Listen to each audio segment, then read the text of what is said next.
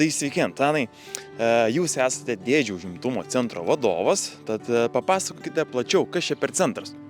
Sveiki, tai taip, iš esmės įkūriau tokį Dėdžių centrą, kad galėtų dėdės pailsėti nuo sūnėnų, dukterėčių, nuo tėvų klausimų, kada antrą pusę susirės. Vėlgi, gal net nuo tos pačios antros pusės klausimų, ten, kada susirės su normalų darbą, ar užteks čia su PlayStationu žaisti. Iš esmės toks Dėdžių poilsio centras.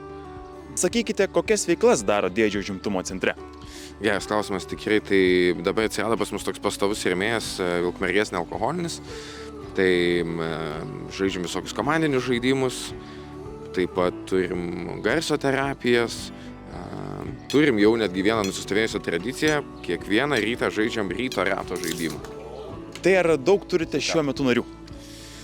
Šiuo metu turim 16 pastovių ir formuojam dabar naują ir tetų grupę. Žinom, vėlgi ne tik dėdės pavargsta, dėdės irgi užduoda daug klausimų, tetoms sunku, reikia atsipalaiduoti.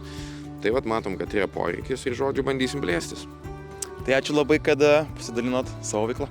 Visada prašom, visada kreipkitės. Viskas. Baigiam filmuoti, Ivanėlis.